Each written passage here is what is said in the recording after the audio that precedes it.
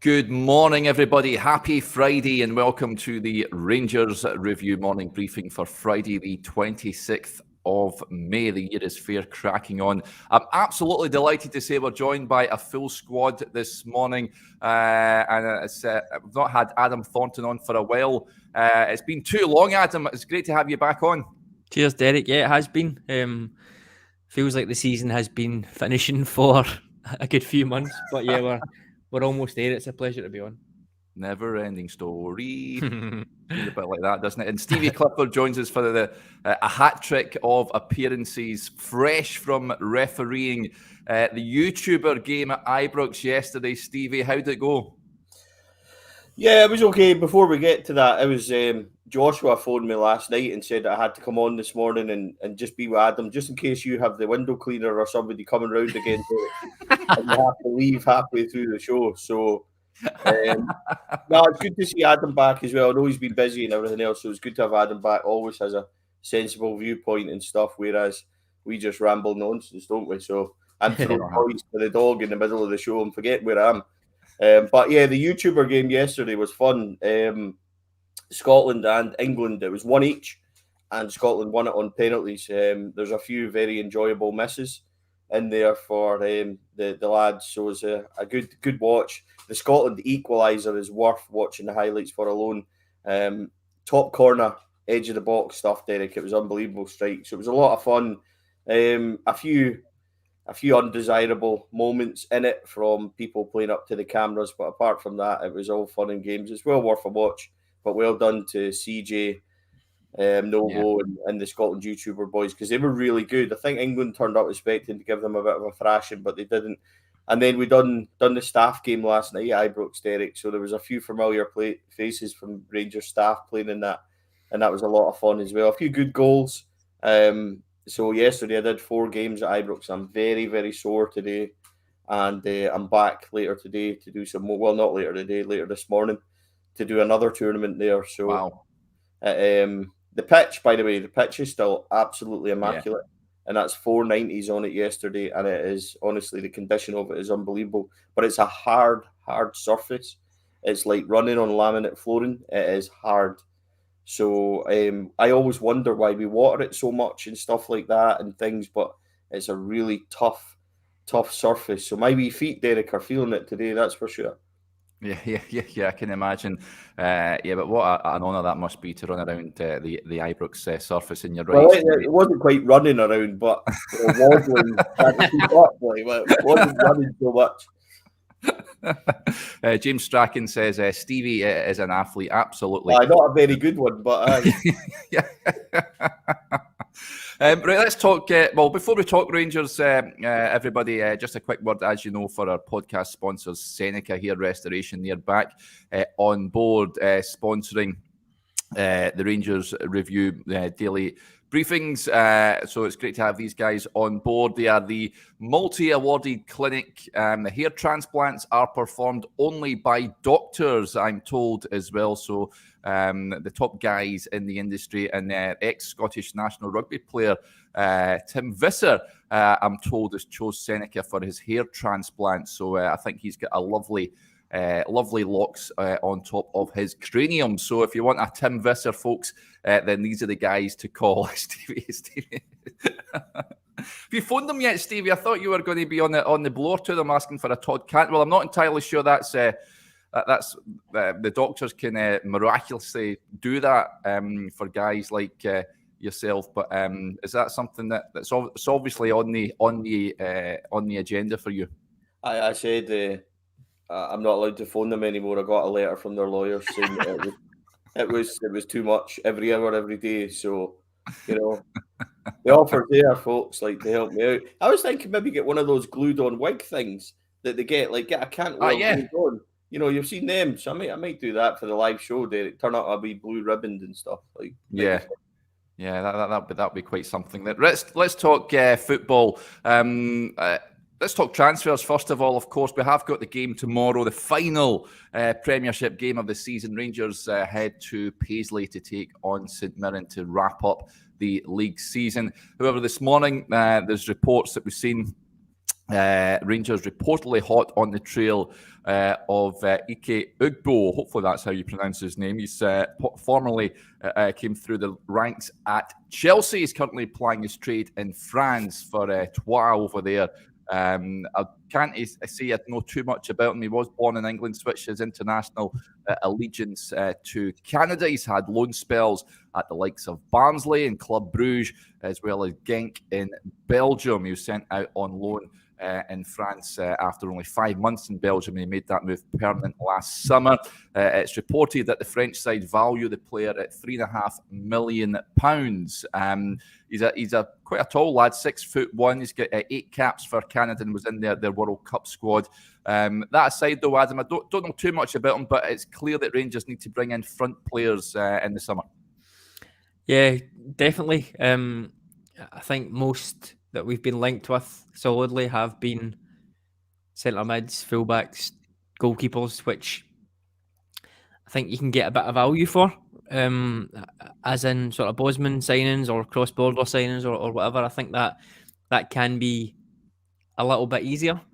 But I think really if you're looking for consistent quality in the attacking areas like we are, then more often than not, you need to pay the cash. So it has been a bit of a surprise, I guess, that I know it is still May, but like we said, it feels like the season's been done since Easter, near enough. But it has been a little bit of a surprise to me that there haven't been more concrete links. But then I guess if you think if we're going to be paying money for players that necessarily clubs don't want to get rid of, then they're going to wait until at least their season's finished, or at least if they can get replacements in, etc. So it probably stands to reason that the links wouldn't be there just now. It will probably start to ramp up from next week or maybe even the week after.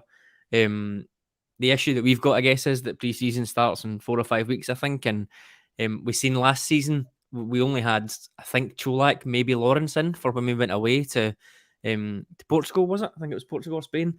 We only had those two in, and it was quite late that we got the rest of the business done. I think Midvan and Ben Davies came in a couple of days before Livingston, and we all know how that went in terms of not getting a full pre-season. So that's the challenge that we've got. That clubs might not want to give up their players easily. And if we're looking to get players that are the best player at their club and looking to make a step up, or even players that are maybe thinking about making a move from bigger clubs down the way, that all takes time and negotiations, etc. So maybe it's not that ridiculous or that weird that we haven't been linked to players, but if this is the start of them coming, then fine. In terms of this boy, I don't know too much about it. You just see the Michael Beale Chelsea link and you think, yeah, fair enough. Is that lazy? Is that actually going to be something that comes out? Good goal scoring record in Belgium, as we've seen, doesn't necessarily translate to good player in Scotland. So maybe just see how things go with that one. But I can't claim to know huge amounts about him. But on the flip side, if we're getting linked to players that are £3.5-4 million, that looks like a decent statement of intent as well, if it is an accurate link. Yeah, this comment coming in, he says that Ugbo, 2 goals in 23 appearances. I'd have to firm that up, but it doesn't suggest prolific in front of goal. Just to get this out of the way, William Campbell gets in touch. He says, happy birthday to me. Happy birthday, William. Hopefully you have a great day from everyone at the Rangers Review. Stevie, do you know much about this lad, Ugbo? I know that there has been rumoured links with Bordeaux's Josh Maja, of course, that it hasn't gone away. I think he's a player, I'm sure, that would excite the supporters if he was to pitch up at Ibrox. Ugbo seems a bit left field, but as Adam says, there is a link there. As Michael Beale mentioned previously, it will be easy to identify the links when he spoke to the press a couple of weeks ago. But Ugbo, is that one that screams out to you as a decent acquisition? Very much like Adam. I think Adam summed it up quite nicely there. I can't really add too much to it, but I don't know anything about the boy. I'm struggling to kind of even think who he is. Even my vast football manager knowledge, Derek, I'm struggling to know who he is. So I think Adam sums it up quite nicely. What I would say is that it probably, like we've had this discussion a lot of time in the past, and it probably rings true about a chain of thought that, you know, we're going to spend the majority of our cash on forwards, which we do need. And it goes back to what I said last week as well, that I would like to be excited by the guys that potentially are coming in up top.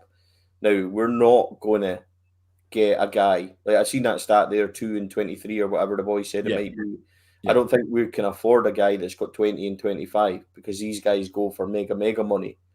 So we're going to have to most likely find a boy that's full of promise, has got certain good records. I mean, if that's 16 and 32 in Belgium is more, that's what we're going to do. Maybe dipped a wee bit, and we're going to try and give them a platform to bring them back up where we can possibly recycle them and sell them on. That's what we do. That's where our value is. You know, you've seen it already in the likes of Kieran Dowell, Dujon Sterling. These boys are full of potential. You know, Todd Cantwell was the exact same, you know, flourishing now. But when we brought him in, we were all a bit, well, what's he done recently? Yeah. You know, has he been with Norwich and stuff like that? And we need to find these guys where we can offer them a platform that they can go and thrive in. And I think that, you know, these guys we're being linked with, think a lot are like that, Derek. So, like Adam says, like, you know, I can't claim to know a lot about them, but the profile kind of makes sense for what we're apparently looking at as well. So, that's an interesting one. We're going to be linked with a lot of players in the summer. So we just need to kind of take it for what it is and see where it takes us. So, but I am enthusiastic that we might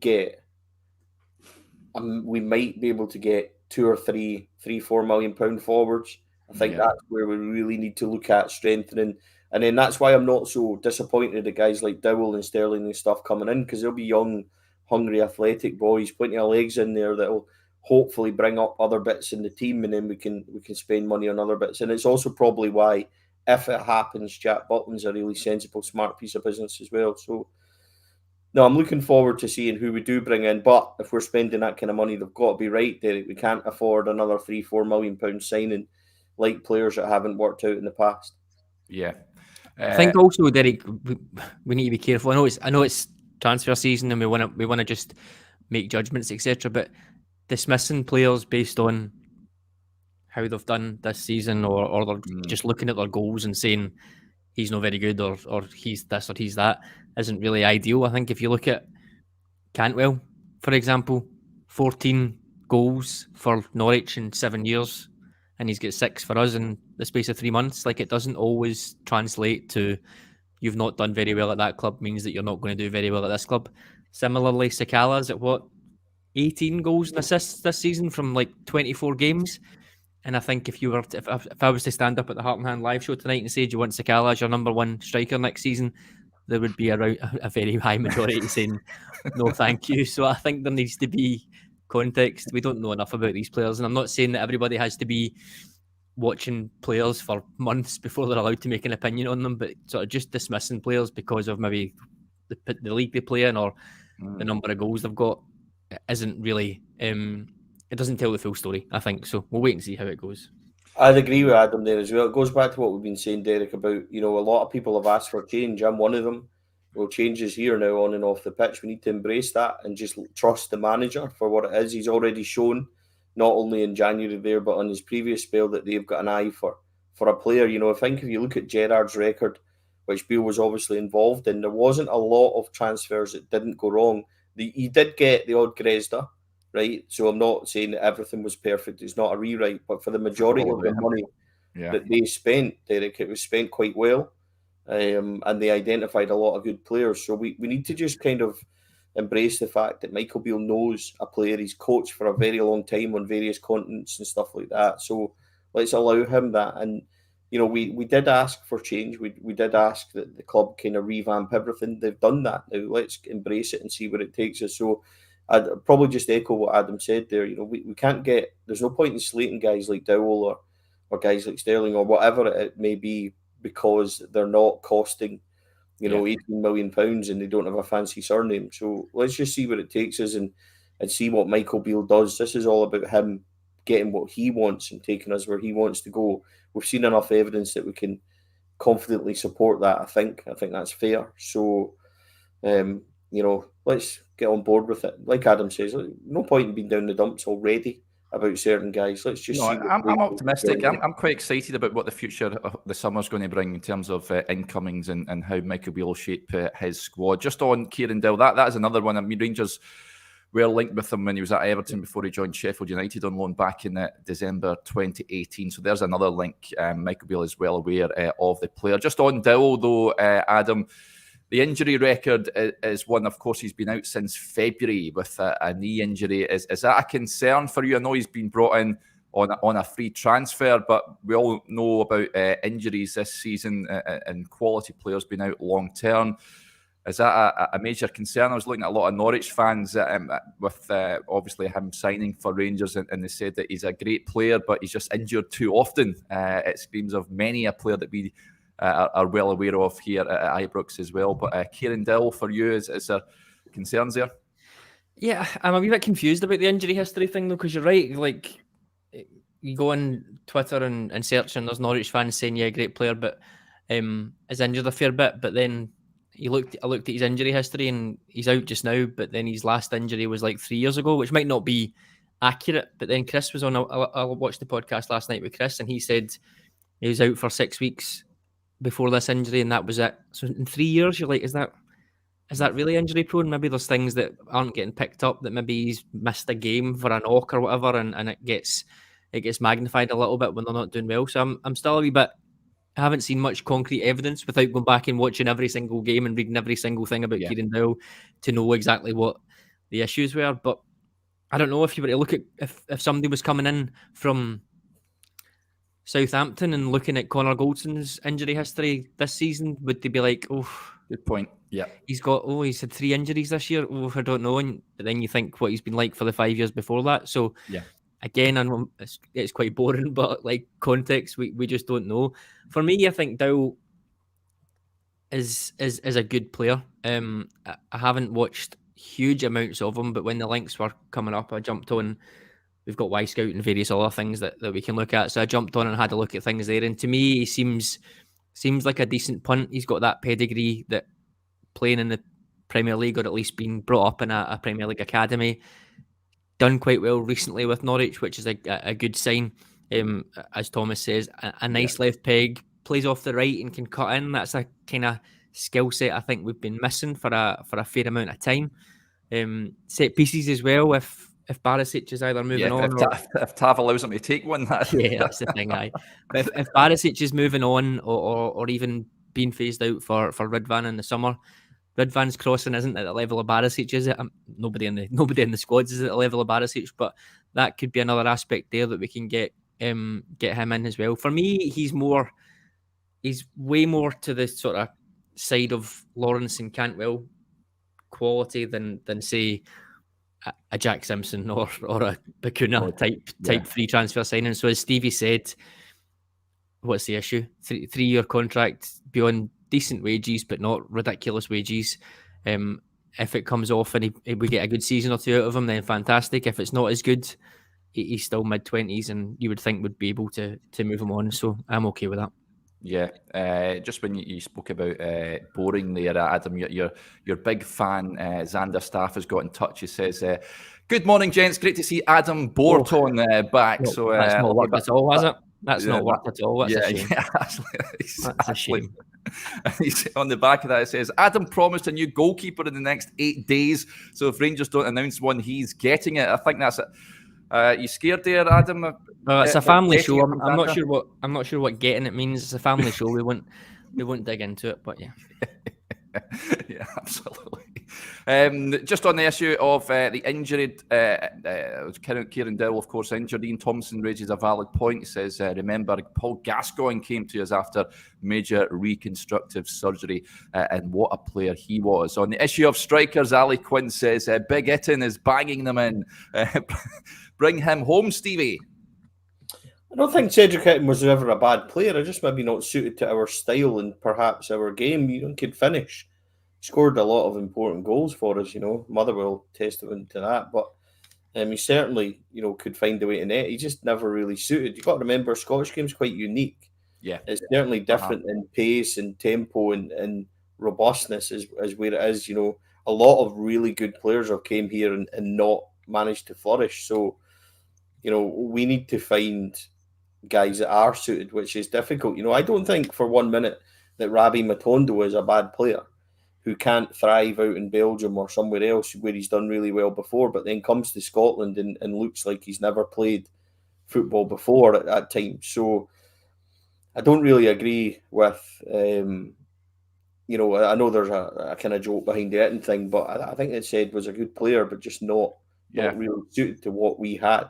But still, ultimately, made a decent contribution. Didn't cost us a lot in terms of money in and money out. It kind of balanced up somewhere. So, joking aside, Cedric was all right for us, but we need to find somebody that kind of does what he's doing in Switzerland for us.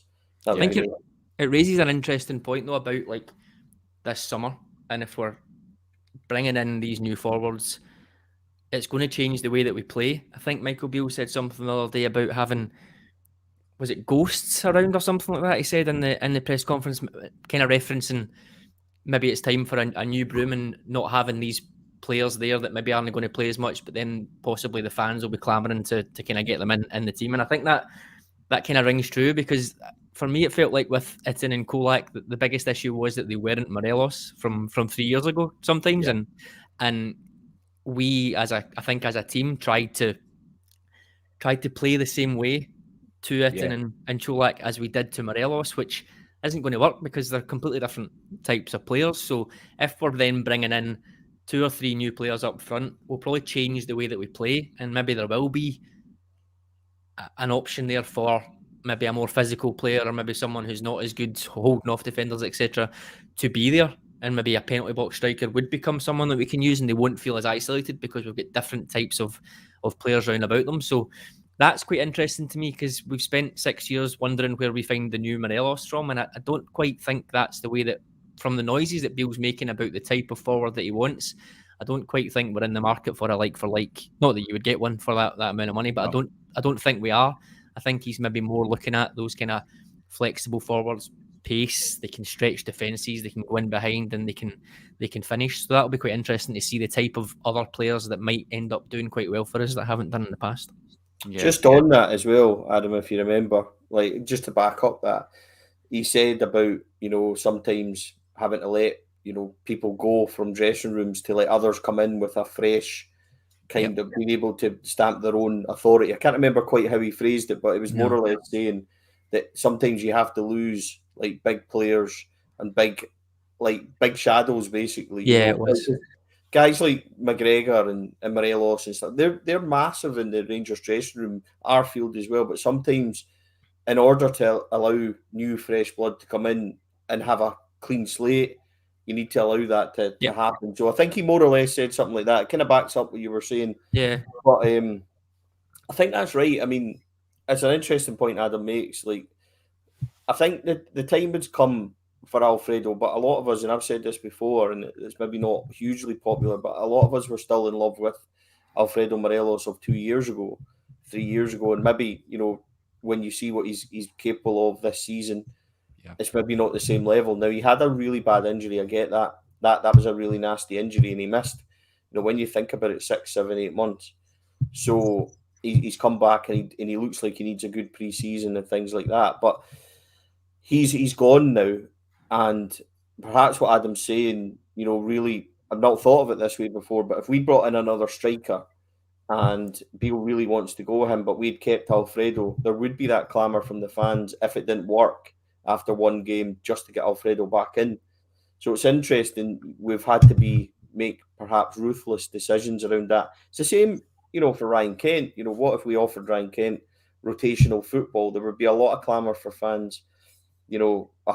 It's not worked today, we should have played Kent, when maybe Beale's opinion is that he's moving completely away from them, as obviously now it is. So, no, it's I think it's a good point. I think it's an interesting one, Derek, where maybe I haven't thought of too much, but that idea of a completely fresh start and being able to let new guys come in and just have that room to breathe, and that makes sense. It's probably why, he's recently said that Cholak will stay, because Cholak's not. It would be easy to bring Antonio in after a good pre-season and then take him out again than it would be Alfredo. So that's an interesting kind of dynamic to it. If Cholak does stay, because I know that he's obviously changed agents and stuff, and there's been a wee bit of questions. But if you get a fit and fire in Antonio Cholak in the box, we know that boy can finish. So there's an interesting kind of. I also don't necessarily. I would keep Cholak around 100%. I know again. Do you think you'll want to stay though, That's Adam, the and thing. just be a bit part player? That's the thing. It really depends on who comes in, because if he's then, I think, regardless, right now as it stands, we've got Cholak, Morelos, Cholak, Matondo, Sakala, and Roof. I think most fans would discount Roof and possibly Matondo from contributing long term over the season. Sakala, again, like we said, probably most people don't want him as a starter, and that's probably the same for Cholak. So if we then go and bring in another, say we're playing two strikers, we probably want 5 or 6. So if we then go and bring in another 2 first picks, do these players want to stay? We just assume that they'll be happy. Same with Barisic, same with John Lundstrom. If players are coming in their positions and they're getting 28, 29, 30, they might be looking and thinking, I can go somewhere else here and be a first team player and contribute the way that I have over the last few years. So it's interesting. But if Cholak does stay again, if we're changing that, the big thing was Michael Beale went to 2 strikers. Cholak, can he play with Morelos? Well, that's gone now. It's bringing a player who can complement Cholak if that's what you want to go with, but also bring in 2 players that complement each other. I also don't. It just seems to be kind of accepted now, but I kind of can't really buy the Cholak is not a Michael Beale type player when Michael Beale got to the top of the championship with Lyndon Dykes up front. That's not exactly it's not. I just don't buy that as he doesn't fit the style type thing. I think you might have to adapt slightly, but if you've got a player there that you really value and you really want to play, then you do adapt to their strengths. So yeah. Obviously, there's a lot of players that have gone already, but it's the players who might go and then the players who might come in that are really exciting in terms of how that all works together and how players can get a new lease of life with someone else playing next to them. It's not the most outlandish thing in the world. So, yeah, we'll see how things look by the first game of the season. Yeah, lots of comments coming in. First of all, as you know, folks, you can donate to the channel, and a huge thanks to, firstly, birthday boy William. He says he's donated £2. Thanks, William. Have a great day. Time to get my birthday started. Thank you, William, and hopefully have a super day. David McFarlane also getting in touch. Thank you very much for your kind donation, David. It's very much appreciated. Do you think that Beale's grey-haired player, do you think we're looking at Kevin Van Veen? Ticks a lot of boxes for the type of player he is wanting. Love this show, guys. Well, thank you very much, David. It's a name that's been bandied about recently, not from Rangers quarters, Stevie, but I've seen a number of pundits recommending Van Veen as a player that Rangers should be looking at. Listen, he has been brilliant for Motherwell. I don't imagine they would have envisaged him hitting the ground running as he has done since heading to Fir Park. His goal record is outstanding. I think he'll go to, no disrespect to Motherwell, but probably a better standard aside next season, perhaps. Don't think Rangers is his likely destination, though. What's your feeling on Van Veen? I always think this is quite funny because we've spoke about this before, but I always think that, there's a clamour for guys like Van Veek and Duke and stuff like that who have scored goals, against the rest of the league and done really well. But then we don't want Malik Tillman because he only scores goals against Dross, apparently. And that's the same Dross that Van Veen and Duke are banging these goals in against, and we're clamouring to get them. So I always think that that's quite an interesting little kind of side point from us as a support. But listen, I watched Duke at Aberdeen. I watched them away at Ross County, and they had a game up there. And I watched that at Hampton a Friday night game, and I had the house to myself, so I stuck it on. And I've watched him another couple of times, and he's not good enough. And he's got a style that kind of says that he wouldn't suit us.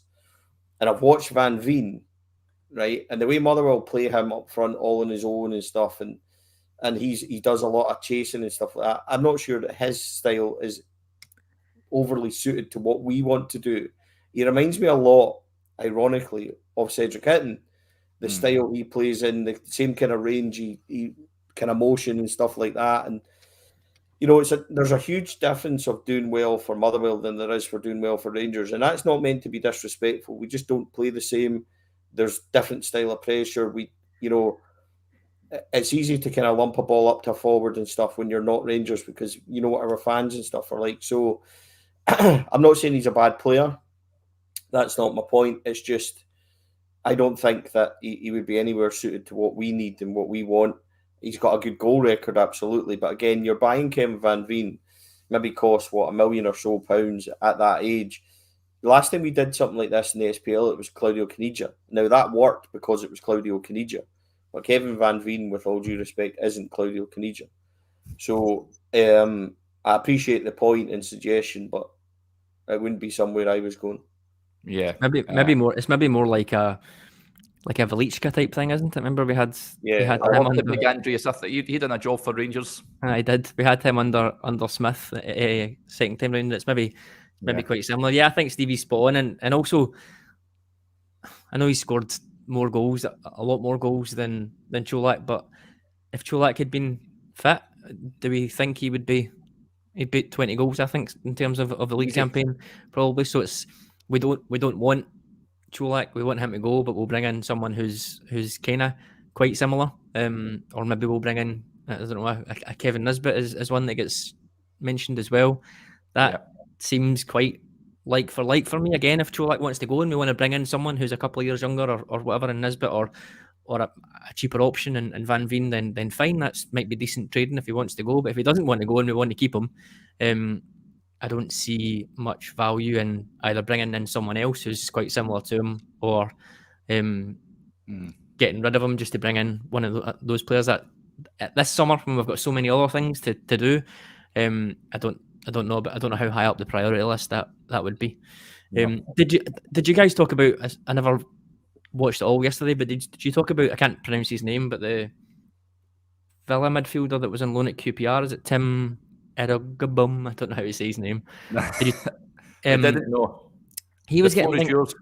He was getting linked yesterday. I think talked to quite a couple of guys that do QPR podcasts. They were all over me this time last year getting Michael Beale information, and then they were all over me slating Rangers when Michael Beale left the Rangers. But I was talking to one of them yesterday, and the link to him is quite interesting. He's obviously a really good player. Again, it's a academy loan, but again, Michael Beale did say a couple of weeks ago maybe loan to buy options are good, and he referenced Tillman on that. So I don't know how accurate that is. Sorry, in terms of a link, but it sounds quite an interesting one for central midfield. He sounds very similar to Cifuentes, certainly from what the LA guy said on your podcast, Derek. Kind of number 8, number 10 probably would play number 8 for us. So that would be interesting. I don't know if that's an either or type thing. You know, obviously clubs have got short lists, and it's this player's plan A and that player's plan B. I don't know if it's one or the other if that doesn't come off, but that would be interesting because if you get both of them in, that's central midfield sorted as well. Arguably, it might even leave a door open for again Lundstrom possibly to go if they're coming in to take his position, and he's not happy with game time. But he seemed quite an interesting one as well, and it does speak to them wanting to add pace and athleticism and players that have got an eye for goals. So again, that seems like quite a sensible thing. You would assume it's a loan. I think he's quite highly rated at Villa as well. So maybe that's one to keep an eye on as well. But he was a good player for QPR under Beale mostly, but then I think he came onto a bit of a game in the last few months, even though they've been not very good. Still very, very young as well. So yeah, that was an interesting one I wanted to throw out there because it does look like they're after a particular style for midfield. Someone who can get the ball forward and go box to box, which is something that we'll lose with Scott Arfield. Yeah. Is he a good player in Football Manager, Stevie? Are you aware of him? I'm only aware of him via sort of QPR and what Adam says, really. Can't say I know overly massive amounts of him. But the interesting thing is when you think about, Todd Cantwell, when you think about Nico Raskin and stuff like that, what Adam says is, and if they're looking for that type of player, that's I think probably will complement what we've got. You've got a sitter, you've got Cantwell, and then you've got somebody that's really going to go and make the play and go box to box. So it's interesting link. Not more for the name sort of thing because I don't know too much about him, but it's more the dynamic of the player that Adam was talking about that I think kind of fits into what we potentially might need as being the last part of the midfield. I've spoken before, Derek, about saying I think we need one more midfielder in, and that's even with Jack Lundstrom staying, Nico Raskin, Todd Cantwell. let's not forget that Cantwell played 10 very well against Celtic, and that was a very interesting one. So if the midfield behind him that day was Raskin, Lundstrom, Jack. So if we're going to mix that up slightly, there's still a need for somebody else to come in. So, and that's even with, if we think that Cifuentes is close and they'll maybe try and get a Bosman done for December on that one, unless we can get him a decent price to bring in now, then we might bring in somebody else just to complement that until he arrives, or with an eye to play and dovetail with him. So he might be an interesting link. It was a very good kind of point by Adam there on that one, I think. Yeah. Lots of comments coming in. Let's get to a few of them. First of all, thanks to Rangers loyalists for the £2 donation. It's very much appreciated, buddy. Randy Marsh says, we should go for Vinny Jr. I don't think you would get a game right enough at Rangers. Maybe a bench warmer, perhaps. Ross McDonald says, Derek, what's happening during the close season? Still 5 morning briefings every week.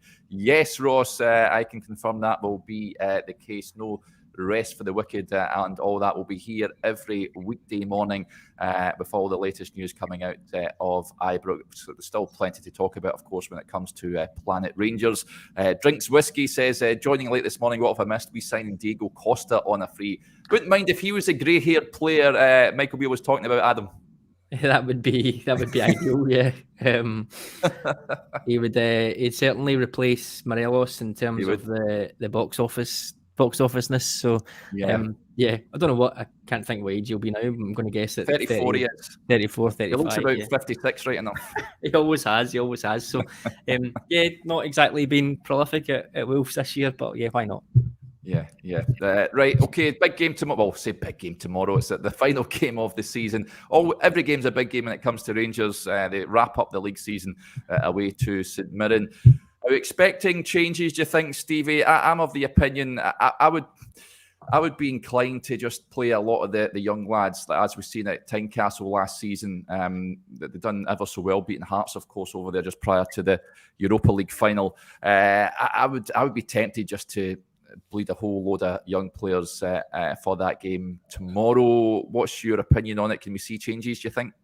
I wouldn't think there's a lot of young players ready to come in there. There's going to be huge change in the under-20s sort of B team as well. We spoke about I think there's something in the region of 15 players out of contract. Now, I know a couple of them have started to pick them up, and likes of Lyle and Jamie Newton and that have got new deals. So there's interesting, but Lyle, game time. Lowry, absolutely. Do we really include Lowry as a youth player anymore?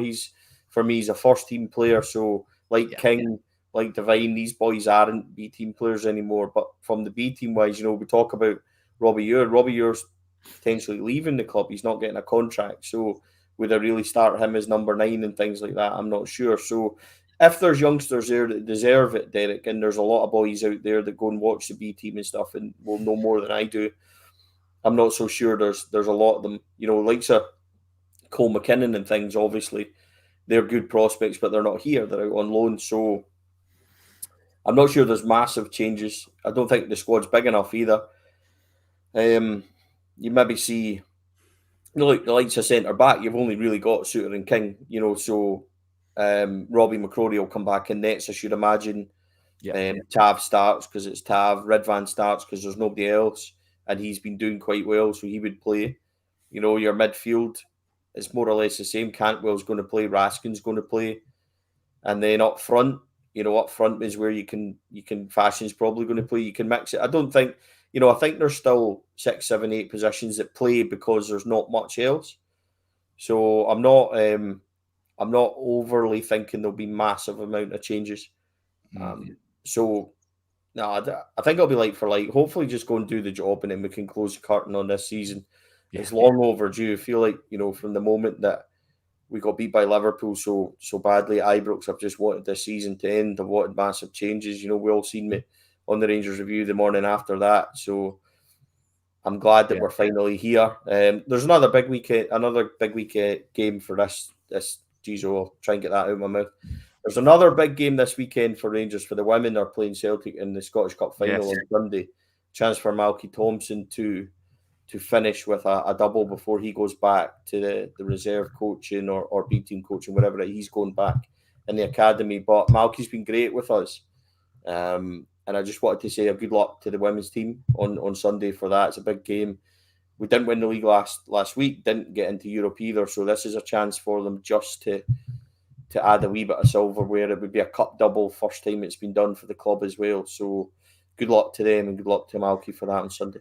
Yeah, absolutely. Hopefully they do the business. Got a question here directed at you, Stevie. Richard Purdy says, does Stevie still have his happy Christmas decorations still up? You have to explain that. Oh, it's happy birthday. There we go. Yeah. Hopefully that explains it.